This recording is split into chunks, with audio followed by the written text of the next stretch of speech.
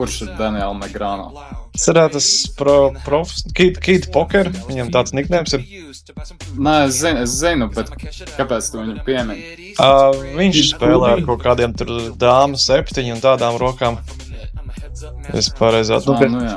Esmu kaut kāds Visi izmainījās. Toms Dvans. Haikārdu iedod. Toms Dvans tur dragā ar kādiem tur 4, 7 tur. Lielāks haikārds. Kaut kādu Kā mēs 7-2. Brē. Bija viens psihiks pots, kur Tom Dvans pret kaut kādu ķīnēti spēlēja. Un tas ķīnēts kāloja viņu down, jo viņi spēlēja 7-2 spēli. Tur bija kaut kādi 500,000 potā. Un viņi tur līdz pašām beigām nospēlēja, bet laikam Tom Dvans padevās un zaudēja roku.